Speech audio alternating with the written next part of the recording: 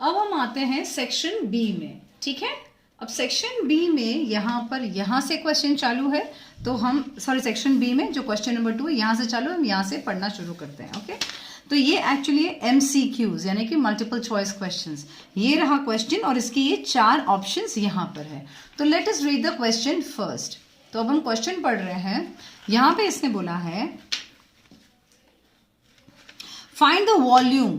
तो वॉल्यूम का हमको फॉर्मूला पता होना चाहिए। किसका वॉल्यूम निकालना है? क्यूबॉइड। क्यूबॉइड मतलब जो रेक्टेंगल जैसा होता है लेकिन जिसकी हाइट भी होती है। And whose length, breadth and height, यानी कि ये हुआ लेंथ, ये हुआ ब्रेथ और ये हुआ हाइट। ये लेंथ, ब्रेथ और हाइट दी गई है रेस्पेक्टिवली। रेस्पेक्टिवली का मतलब ये है कि अगर लेंथ पहले दिया गया है, नाम लेंथ का पहले है, तो पहले वाला नंबर लेंथ का है। ब्रेथ बाद में बोला गया है तो बाद वाला नंबर ब्रेथ का है, और बाद में हाइट बोला गया है तो हाइट वाला नंबर लास्ट में आएगा। रेस्पेक्टिवली का मतलब ये होता है, ठीक है। अब यहाँ पे उसने आपको 4 ऑप्शंस दिए हैं, वैसे ये और ये। तो आपको ये जो 4 ऑप्शंस है उनमें से आपको ढूंढना है क्या आंसर है। तो सबसे पहले हमको फॉर्मूला, वैसे तो आपको शायद लिखने की जरूरत नहीं है क्योंकि एग्जाम में जब आप करोगे तो आपको लिखने की जरूरत नहीं होगी, लेकिन फिर भी मैं कंप्लीट जैसे सम करते हैं वैसे करके दिखा देती हूँ। तो सबसे पहले आप लिखोगे वॉल्यूम ऑफ क्यूबॉइड, और जो हमारा जो फॉर्मूला होता है volume of cuboid is equal to length multiply by breadth multiply by height. Okay, ये हमारा एक्चुअली फॉर्मूला होता है। तो लेंथ कितना दिया हुआ है हमारे पास में? 9 सेंटीमीटर मल्टीप्लाइड बाय 4 सेंटीमीटर और यहाँ पे मल्टीप्लाइड बाय 5 सेंटीमीटर। ओके, अब यहाँ पे अगर आप मल्टीप्लाई करो, अगर आपको नहीं आता है तो पहले आपको ये तो पता होगा ना कि 9 4 क्या होता है? 36 होता है। यस और नो? 36 multiply by 5। और अगर नहीं आता है तो रफ में आप करके देखिए पहले। 36 मल्टीप्लाई बाय 5, 5 6 30, 3 कैरी, 5 3 15, 16 17 18, 180। तो ये आया है यहाँ पर 180, और यहाँ पे cm है यानी सेंटीमीटर है। और यहाँ पे जो भी आपको आंसर्स दिए हैं ना, ये क्यूबिक में दिए हुए, देखो ऐसे क्यूबिक। तो एक्चुअली हम लिखेंगे यहाँ पे क्यूबिक सेंटीमीटर। तो ये आपका आंसर आना चाहिए 180 क्यूबिक सेंटीमीटर। तो इन शॉर्ट यहाँ पे जो आंसर्स आपको दिए गए हैं इन सब में अगर आप कोशिश करेंगे तो इसमें देखोगे A वाला, B वाला, C वाला या D वाला। तो एक्चुअली इसका ऑप्शन क्या है बताओ जरा? इसका आंसर है A वाला, 180 क्यूबिक सेंटीमीटर, जो हमने अभी थोड़ी देर पहले निकाला। क्योंकि जब भी हम वॉल्यूम निकालते हैं तो क्यूबिक तो आता ही आता है। जैसे एरिया में स्क्वायर आता है वैसे इसमें ये आता है। और आपको ये पता है इस चीज को ऐसे भी लिखा जा सकता है 180 सेंटीमीटर क्यूब, ऐसे भी लिखा जा सकता है। या तो आप ये आंसर लिखो या तो ये आंसर लिखो। आपको अभी ऐसे दिया हुआ ऑप्शन में तो आपको ये वाला ही यूज करना पड़ेगा। Right, now coming to the next. अब यहाँ पे जो नेक्स्ट क्वेश्चन है जरा हम उसको पढ़ लेते हैं। The average of 42, 40, 45, 53 and 50 is dash. Average निकालना है तो आपको फॉर्मूला पता है ना एवरेज का? क्या होता है एवरेज का फॉर्मूला बताओ जरा? ये होता है formula, average is equal to sum of numbers upon sum of addends. तो सम ऑफ नंबर्स यानी कि इन सब नंबर को आप प्लस कर दो। 42 प्लस 40 प्लस 45 प्लस 53 प्लस 50, तो और ही अपॉन कर दिया। सम ऑफ एडेंड्स, एडेंड्स मतलब ये नंबर्स को प्लस करो, 1 2 3 4 5, तो नंबर 5 से आप इसको डिवाइड करेंगे। अब इसको जो प्लस करने का तरीका है बहुत ध्यान से प्लस करना पड़ता है। तो पहले हम एक काम करते हैं, पहले हम ये 3 को प्लस कर लेते हैं, ठीक है। दैट इज 42, 40, नंबर के नीचे नंबर लिखना, हाँ ठीक है, और 45, ठीक है। और ये जो 53 और 50 है इसको मैं अलग से यहां पे लिख लेती हूं, 53 एंड 55। ओके, अब हम इसको प्लस करते हैं तो ये हो गया 7 और ये हो गया 12 और यहाँ पे हो गया 8 और यहाँ पे हो गया 10। अब इन दोनों को हम प्लस करेंगे तो दैट इज 108 एंड 127 को हम प्लस करेंगे तो ये हो गया 15, put your 1, this will come to 3 and this 2 will give you 235. Okay, यानी इन शॉर्ट इन सबको प्लस करने पे जो हमारा आंसर आया है that is 235. I made a mistake. यहाँ पे 50 था और मैंने यहाँ पे 55 लिख दिया. ओहो ज्योति मिस, आप इतनी गलती कैसे कर सकते हो? आई एम सॉरी बच्चा, आई एम सॉरी. तो 53 और 50 इसको हम प्लस करेंगे. 53 प्लस 50, तो इसका आंसर आ गया है 3 और इसका आंसर आ गया है 10. 103. ओके, तो हम ये 100 जो 27 आया था ना इन तीन नंबर्स को प्लस करके, और ये 53 को, इनको हम प्लस कर देंगे अभी. तो 100 मैं लिखती हूँ पे 127 प्लस 103. तो इनको जब प्लस करेंगे this comes to 10, 1 carry, this will come as 3, this will come as 2, 230. तो दिस वाज माय मिस्टेक. तो यहाँ पे एक्चुअली आएगा 230. अगर आपको समझ में नहीं आता है तो कोई बात नहीं, हम पहले वापस से यहाँ लिख देते हैं 230 डिवाइडेड बाय 5.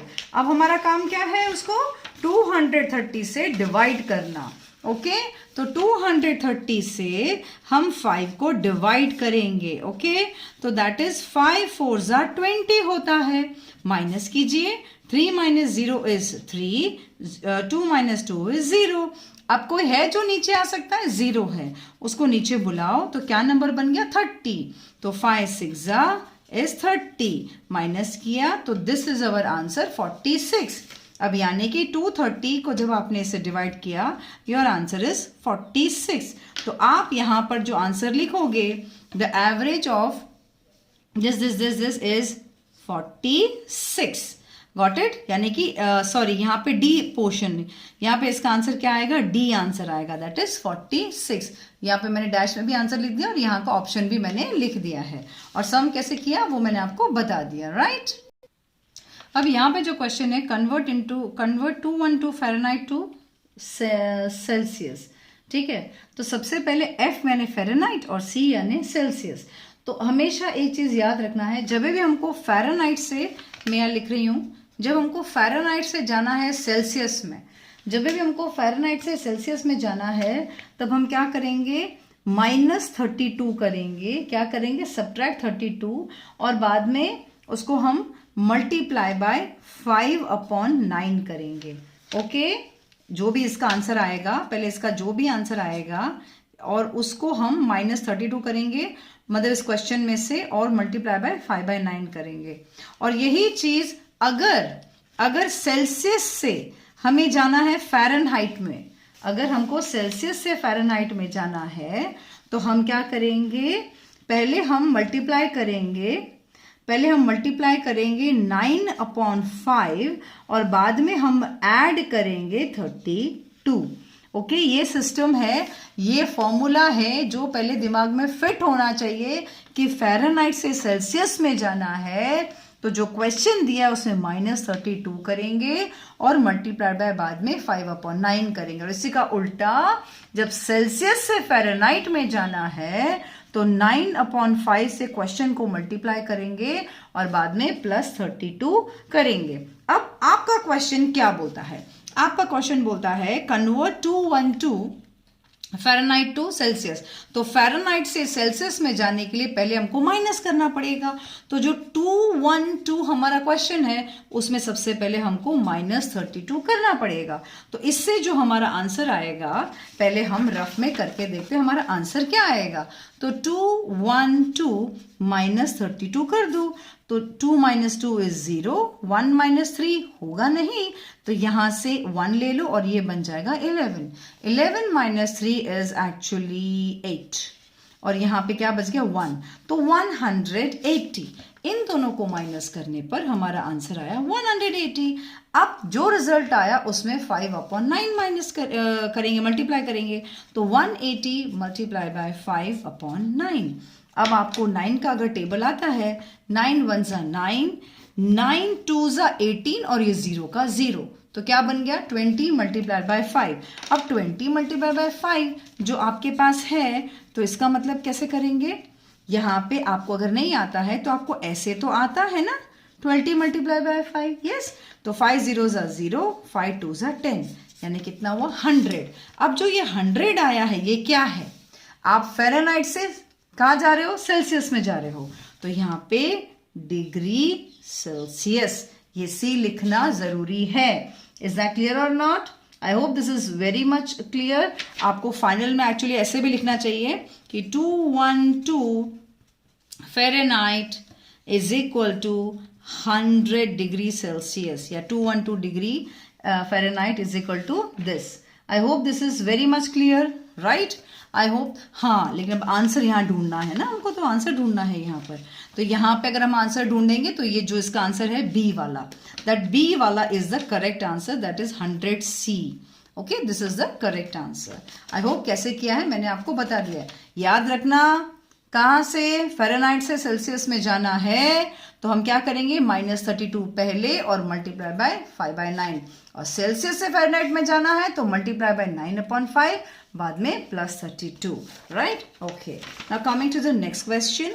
नेक्स्ट क्वेश्चन हमको ये बोल रहा है, if the side of the square is 15 centimetre. तो सबसे पहले दिमाग में या रफ नोटबुक में एक स्क्वायर बना लो। एक स्क्वायर बना लिया, उसने साइड बोला है 15 सेंटीमीटर, तो ये 15 सेंटीमीटर यानी कि सारे के सारे, क्योंकि ये स्क्वायर है, सारे के सारे साइड सेम होगा।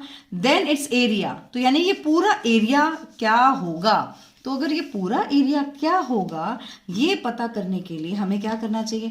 हमको तो फॉर्मूला में क्या सिखाया है? हमको तो ऐसा सिखाया है ना, area of square is equal to length multiply by length, right? यही हमारा फॉर्मूला होता है। तो यहां पर यानी कि 15 मल्टीप्लाइड बाय 15। तो हमको वैसे आंसर निकालने की जरूरत नहीं है, क्योंकि यहाँ पे ऑप्शन यहीं पे स्टार्ट हो गया। 15 मल्टीप्लाई बाय 15, 15 प्लस 15 29, 39। तो मेरा आंसर ये यहाँ पर करेक्ट होता है, तो मुझे यहाँ पर डालना चाहिए ए।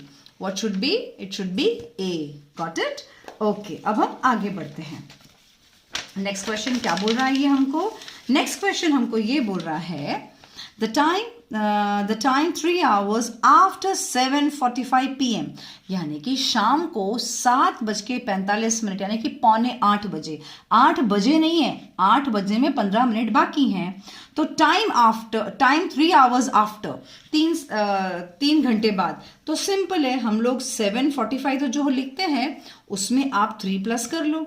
3 hours आफ्टर बोला है ना, आफ्टर 3 hours, तो 3 प्लस कर लो, तो ये 45 का 45 हो जाएगा। एंड यहाँ पे 7 + 3 is 10, यानी कि 10:45 विल बी द आंसर। अभी यहाँ पे, हाँ, अब यहाँ पे देखो, आपको कंफ्यूज करने के लिए है ना, यहाँ पे इन्होंने बोला है 10:45 AM, 10:45 PM, तो बताओ क्या आएगा? ऑफ कोर्स PM आएगा, PM ही आएगा ना। यस, तो इसमें बी आंसर आएगा। कंफ्यूज मत होना, क्योंकि यहाँ पे पीएम दिया है, यानी रात के बाद, शाम के हैं ये टाइम, तो ऑफकोर्स और 3 घंटे, तो रात के 11:15 बजे ना, 10:45 बजेगा। एग्जैक्टली, तो पीएम आंसर आएगा, एएम नहीं आएगा। This is the correct answer. Okay, next, coming to the next question. यहाँ पे हमसे क्या बोला जा रहा है कि भाई, a shopkeeper bought a bag of jaggery for this much and sold it to the profit of this much, what is the selling price? देखो, सेलिंग प्राइस पूछा है। मैंने आपको पहले भी बताया था, जब भी सेलिंग प्राइस पूछा है, अगर प्रॉफिट हो रहा तो प्लस करेंगे, ठीक है? तो नॉर्मली हम जब ये सम करेंगे तो हम कैसे करेंगे इसको? आपको फॉर्मूला मैंने थोड़ी देर पहले भी सिखाया था कि जब भी ऐसा होता है, प्रॉफिट दिया गया है अगर, तो प्लस करेंगे, P plus profit, P for profit, P for plus, ऐसे याद रखना, P for profit, P for plus. तो कॉस्ट प्राइस में आप प्लस करोगे प्रॉफिट। सबसे पहले ये फॉर्मूला हो जाता है। अब यहाँ पे कॉस्ट प्राइस कितना है, कितने में खरीदा था आपने जैगरी को? 1500 में। अब प्रॉफिट कितना है? 300। तो चलिए, उसको आप रफ में भी करना चाहो तो करके देख सकते हो। तो ये रहा 1500 और प्लस 300, तो यानी कि आपको इतना बस ध्यान रखना है 3 को 1 के नीचे मत लिखना, ठीक है। अब यहाँ पे आप इनको प्लस करोगे, दैट विल बी 1800, राइट। तो यानी कि आपका जो आंसर आया है सेलिंग प्राइस, जो सेलिंग प्राइस आया दैट इज 1800। अब यहाँ पे अगर आप देखो पहला वाला ही ₹1800 है, तो यही ए वाला ही आपका इसका करेक्ट आंसर है, राइट। नेक्स्ट क्वेश्चन अभी हम करेंगे यहाँ पे, the area of the square whose perimeter is this, centimetre is dash. यानी कि भाई बहुत ध्यान से इस सम को करने की जरूरत है।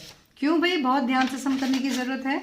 सबसे पहले देखो वो क्या बोलना चाह रहा है। सबसे उसने बोला एरिया ऑफ द स्क्वायर, सबसे पहले ये एरिया, ये स्क्वायर का एरिया बोले तो अंदर वाला पार्ट, एक स्क्वायर बनाया, area of square whose perimeter is this. Perimeter यानी इसका बाउंड्री आपको दिया गया है, यानी पेरीमीटर यानी बाउंड्री दिया गया है 64 सेंटीमीटर इज डैश, यानी एरिया पूछा गया है। आपको पेरीमीटर नहीं पूछा है, आपको एरिया पूछा गया है। तो area of the square of उस पेरीमीटर इज दिस। तो सबसे पहले आपको फॉर्मूला तो एरिया का स्क्वायर का पता है, क्या होता है फॉर्मूला। अब टेक्निकली जब हम लिखेंगे फॉर्मूला, तो हमको तो जो फॉर्मूला जितना हमको सिखाया गया है स्कूल में, that is what, that is area of square is equal to length multiply by length. लेकिन इस क्वेश्चन में लेंथ तो है ही नहीं आपके पास में, आपके पास पेरीमीटर है, लेंथ नहीं है। तो अब लेंथ निकालना पड़ेगा। लेंथ कैसे निकालेंगे, कैसे निकालेंगे लेंथ इसका? इसमें कितने स्क्वायर में कितने साइड्स होते हैं? 4 साइड्स होते हैं। तो हम पहले क्या करेंगे, पहले हम लोग अपने इसमें रफ में हम निकालेंगे पेरीमीटर ऑफ स्क्वायर। तो पेरीमीटर ऑफ स्क्वायर क्या होता है? 4 मल्टीप्लाई बाय लेंथ होता है। ये पता है कि नहीं पता है? तो अब यहाँ पे 4 साइड्स है, 4 के 4, लेंथ आपको पता नहीं है तो एल का एल, और पेरीमीटर ऑफ स्क्वायर क्या होता है वो तो आपको ऑलरेडी 64 दिया गया है। तो अभी आप लेंथ कैसे निकालेंगे, यहाँ पर एल यहीं छोड़ देंगे, 4 को यहाँ पे जो 64 है इससे डिवाइड हो जाएगा। क्यों डिवाइड होगा? क्योंकि यहाँ पे 4L से मल्टीप्लाई हो रहा है, लेकिन इज इक्वल टू का दरिया पार करेगा तो यहाँ पर डिवाइड हो जाएगा। अब आप इन दोनों को डिवाइड करके देखिए। तो आपको अगर 4 का टेबल अगर नहीं आता है, सपोज नॉर्मली आपको डिवाइड करना नहीं आता, तो ऐसे रफ में आप करके देखिए। तो 4 1 जा 4, माइनस कर दिया दैट इज 2, फिर यहाँ पर आया 4, 4 6 जा 24, माइनस किया दैट इज 0। तो कितना आया 16। तो यानी आपका जो आंसर आया 16, यानी 4 1 जा एंड 4 16 जा। तो जो लेंथ आया है 16 इज इक्वल टू लेंथ, यानी कि जो आपका लेंथ है ना इस डिजाइन का, ये हर एक 16 16 16 16 है। Got it? अब आपको उसने खत्म नहीं हुआ है, अब उसने पहले आप लिख लो यहाँ पर length is equal to 16 centimetre, ठीक है। अब एरिया ऑफ स्क्वायर आपने लिखा है लेंथ इंटू लेंथ, यानी कि 16 इंटू 16। अब 16 इंटू 16 अगर आपको फॉर्मूला से निकालना है तो आप क्या करेंगे, पहले आप 16 इंटू 16 मल्टीप्लाई करके आंसर निकालेंगे। 6 6 जा 36, 3 कैरी, 6 1 जा 6, 7 8 9, मल्टीप्लाई 1 6 जा 6, 1 1 जा 1। तो ये हुआ 6, ये हुआ 15, 1 कैरी, ये हुआ 2, 256। तो ये हो गया 256। लेकिन क्या होगा यहाँ पे सेंटीमीटर स्क्वायर। क्यों? क्योंकि ये एरिया पूछा है इसलिए, ठीक है। अब यहाँ पे जो ऑप्शंस मिले हैं, क्या देखो हमारे पास 256 है? यस, ये नहीं, ये रहा। तो ये रहा जो हमारा ऑप्शन है दैट इज सी, यानी कि 256 is the correct option. Is that clear और नॉट? ठीक है। अब हम आगे बढ़ते हैं। Change into percentage, change into percentage. जब भी आपको बोला गया है परसेंटेज में बनाओ, परसेंटेज में चेंज करो, in short multiply by 100। Percentage बनाना है तो मल्टीप्लाई बाय 100। अब किसको मल्टीप्लाई करना है, किसको बनाना है? यहाँ पे क्वेश्चन लिखना भूल गए हैं तो मैं अपना क्वेश्चन डाल देती हूँ यहाँ पर 100।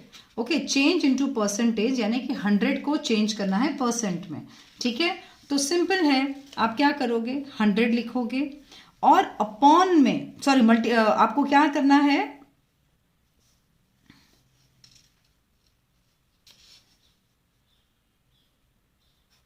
Multiply by 100।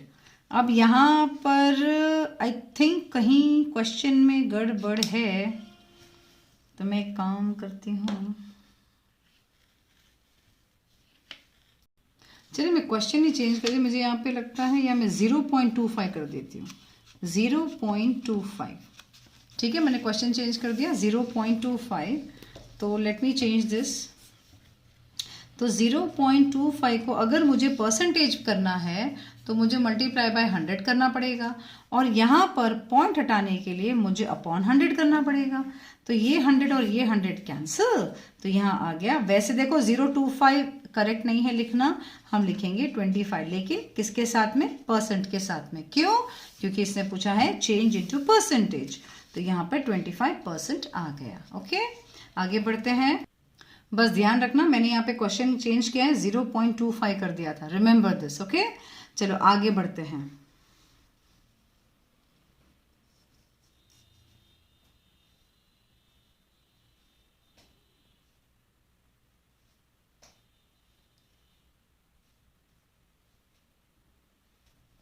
अब नेक्स्ट क्वेश्चन काफी मस्त वाला सम है, let us understand this. Area of an envelope is dash. अब एनवेलप का क्या एरिया है? अरे भाई आपको तो ना ही एनवेलप जैसे ऐसे दिखता है ना, ये वाला आपको जैसे एनवेलप है बड़ा सा जिसके अंदर कवर, जिसको एनवेलप मतलब कवर, ठीक है। अभी इतना बड़ा लेंथ भी नहीं दिया हुआ है, ब्रेथ भी नहीं दिया हुआ है, कुछ नहीं दिया है, बस सीधा ऐसे दिया एरिया ऑफ एनवेलप। अब आपको अपनी बुद्धि लगानी है, यहाँ सेंटीमीटर स्क्वायर दिया, या मिलीमीटर स्क्वायर दिया, या मीटर स्क्वायर दिया, और यहाँ पर मीटर स्क्वायर दिया। तो सबसे पहले मीटर, कभी भी एनवेलप, एक नॉर्मल एनवेलप ऐसे इतना ही बड़ा होता है, ऐसे थोड़ा बड़ा होता है, बस ज्यादा बड़ा नहीं होता है। तो मीटर्स वाले तो आ ही नहीं सकते हैं। यहाँ पे इन्होंने मीटर की बात की है, मीटर स्क्वायर, क्या वो आ सकते हैं? मीटर कितना बड़ा होता है पता है आपको? 100 सेंटीमीटर्स होते हैं, ऐसे 100 सेंटीमीटर्स जो हम कपड़ा मापते हैं, ये दोनों तो आएंगे ही नहीं। अब आते हैं इन दोनों की बारी, यानी यहाँ पे सेंटीमीटर स्क्वायर और मिलीमीटर स्क्वायर। अब अगर हम इन दो की बात करें तो मिलीमीटर स्क्वायर कितना होता है? देखो मेरे पास अभी राइट नाउ स्केल नहीं है, लेकिन मैं इसमें से बता सकती हूँ कि ये देखो, ये होते हैं 1 सेंटीमीटर। देखो आपको क्लियर दिखेगा, यहाँ से लेकर यहाँ तक 1 सेंटीमीटर, यहाँ से लेकर यहाँ तक 2 सेंटीमीटर, यहाँ से लेकर यहाँ तक 3 सेंटीमीटर। मगर यहाँ पे इसने लिखा है 200 मिलीमीटर, यानी कि 20 × 10 किया होगा। तो 20 मिलीमीटर यानी इतना छोटा सा होता है क्या? ये 10 मिलीमीटर और ये 20 मिलीमीटर, तो इतना सा छोटा एनवलप होता है क्या हमारे पास में? नहीं होता है। तो मिलीमीटर भी नहीं आएगा, तो यानी कि आएगा सेंटीमीटर। क्यों सेंटीमीटर स्क्वायर वाला आएगा? बिकॉज अगर आप देखो तो ये यहां से लेकर यहां तक 1 सेंटीमीटर, ये 2 centimetre, 3 centimetre, 4 centimetre, 5 centimetre, 6 centimetre, 7 centimetre, यानी कि जो डिजाइन है हमारे पास में, जो हमको डिजाइन जिसके बारे में पता है, तो कुछ 200 आने के लिए कुछ इस तरह से होगा कि यहाँ पर होगा 20 और यहाँ होगा 10, यानी 20 सेंटीमीटर और 10 सेंटीमीटर को मल्टीप्लाई किया होगा इन्होंने, तभी जाके 200 सेंटीमीटर स्क्वायर आया होगा, राइट। तो बस इसका मतलब यहाँ पे इसका आंसर ए आएगा। बस हमने मिलीमीटर को रिजेक्ट किया, मीटर स्क्वायर और मीटर स्क्वायर को भी हमने रिजेक्ट कर दिया, रीजन मैंने आपको बता दिया, तो इसमें इसका आंसर ए आएगा। Is that clear? बात समझ में आ रही है? अब हम आगे बढ़ते हैं नेक्स्ट की तरफ। नेक्स्ट यहाँ पे बोलते हैं कन्वर्ट 30 डिग्री C यानी सेंटीग्रेड टू फ़ारेनहाइट। अभी मैंने बताया था आपको कि अगर हम फ़ारेनहाइट से अगर हम सेल्सियस में जाते हैं तो हमें क्या करना होता है? हमको करना होता है पहले -32 से, और बाद में जो आंसर आता है उसको मल्टीप्लाई करना पड़ता है 5/9 से। लेकिन जब हम सेल्सियस से फ़ारेनहाइट में जाते हैं तो हमें क्या करना पड़ता है? हमको पहले जो भी हमारा क्वेश्चन है उसमें मल्टीप्लाई बाय 9/5 करना पड़ता है, और बाद में जो भी इसका आंसर है उसको +32 करना पड़ता है। अब हमारा क्वेश्चन हमें क्या बोल रहा है? क्या है हमारा क्वेश्चन? हमारा क्वेश्चन बोल रहा है convert 30 degree Celsius to Fahrenheit, यानी सेल्सियस से फ़ारेनहाइट में जाना है, तो हमको ये वाला फॉर्मूला यूज करना पड़ेगा। तो हम करेंगे 30 मल्टीप्लाई बाय 9/5, ठीक है। तो ये हो जाएगा 5 1 जा 5 6 जा, ओके। तो 6 9 जा क्या होता है 6 9 जा 54, ओके 54 आया। अब उसमें प्लस 32 करेंगे तो प्लस 32 आया। अब इन दोनों को प्लस करना आता है तो बहुत अच्छी बात है, वरना आप रफ पेपर पे प्लस कर सकते हैं। That is 54 plus 32। अब प्लस कीजिए, that will give you 6 and this will give you 8, या 86। तो यानी ये जो आंसर आया है दैट इज 86 क्या डिग्री फ़ारेनहाइट। क्यों? क्योंकि हम सेल्सियस से फ़ारेनहाइट में जा रहे हैं इसलिए। Got it? तो हम ढूंढेंगे इसमें क्या हमारा आंसर आया है। 86 डिग्री फ़ारेनहाइट, ये रहा हमारा आंसर। ओके, तो this is a is our answer. Now coming to the next, what is the next here. यहां पे इसने बोला है the price of which article. मैं जरा क्लोजअप में ले आऊं आपके लिए। I hope you can see this, right. The price of which article are bought is it's dash. ये तो बहुत सिंपल है। वो प्राइस जिसमें आर्टिकल्स को खरीदा जाता है, बॉट, तो ऑफकोर्स उसको हम क्या कहते हैं, सीपी, यानी कि ए वाला आंसर। उसको हम कॉस्ट प्राइस कहते हैं ना। जिस भी, अगर ये मैंने पेंसिल जो भी भाव में खरीदी है तो उसको मैं क्या बोलूंगी, कॉस्ट प्राइस बोलूंगी। तो यहां पे मैं कॉस्ट प्राइस लिखेंगे। Okay, then coming to the next question, that is number 14। 360 seconds plus 12 minutes is equal to dash minutes। तो यानी कि पहले इस सेकेंड्स को चेंज करो, किसमें, मिनट्स में। क्यों मिस? क्योंकि यहां पर मिनट्स आपको दिया गया है, जो इज इक्वल टू का आंसर मिनट्स में बनाना है। तो चलिए पहले हम उसको ट्राई करते हैं। सबसे पहले हम 360 सेकेंड्स को मिनट्स में कन्वर्ट करने की कोशिश करते हैं।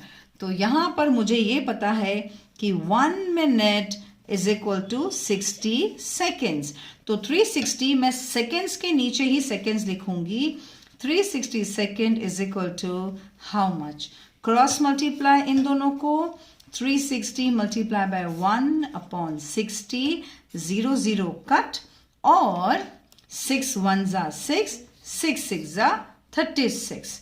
तो ये 6 1 जा 6 आ गया, नीचे अपॉन में 1 है, कोई फर्क नहीं पड़ता है, 6 आ गया। 6 लेकिन क्या आया है, 6 आया है मिनट्स। क्या आया है, मिनट्स। ओके, 6 मिनट्स आ गया। अब यहां पर यानी कि 360 सेकेंड्स बन गया 6 मिनट्स, राइट। 360 सेकेंड्स क्या बन गया, यहां पर जो हमने ढूंढा 6 मिनट्स। तो अब हम यहां पे लिखेंगे 6 मिनट्स प्लस 12 मिनट्स कितना होता है बताओ जरा। अगर हम प्लस करेंगे और नहीं आता है तो रफ में आप प्लस करके देख सकते हो। 6, ये हुआ 6, राइट, और यहां पे प्लस 12 आप प्लस करेंगे, दैट इज 18। कितना आंसर आया, 18। तो that is 18 minutes is the correct answer. अब ढूंढो यहाँ पे क्या यहाँ पर आंसर मिल रहा है आपको। यहाँ पे जो आंसर मिल रहा है दैट इज सी। यहाँ पर 18 minutes is the correct answer. Got it. चलिए अब इसमें एक और क्वेश्चन देखते हैं हम। Change this much, I hope you can see the question. मैं तुम्हें क्लोजअप में ले आती हूँ। यहाँ पे आपको दिख रहा है चेंज 12.5 इंटू परसेंटेज। जब भी हमको परसेंटेज निकालना होता है तो हम मल्टीप्लाई करते हैं। तो 12.5 मल्टीप्लाई बाय 100। अब परसेंटेज निकालना है तो 100 से मल्टीप्लाई कर दिया, लेकिन क्या पॉइंट के बाद वाला हम ये निकालेंगे नहीं, इसको निकालेंगे और 10 लिखेंगे। क्यों मिस 10 लिखा, क्योंकि पॉइंट के बाद एक ही नंबर है इसलिए। ओके, अब हम इन दोनों को कैंसिल कर सकते हैं। 0 0 को कैंसिल कर दिया। अब 125 मल्टीप्लाई बाय 10 क्या आंसर आएगा, दैट इज 1250। अब ये परसेंटेज है। Okay, remember this is a percentage. तो 1250 परसेंटेज आएगा, दैट इज द A1। ए वाला इसका आंसर है। Got it. चलिए ये वाला हो गया सेक्शन खत्म।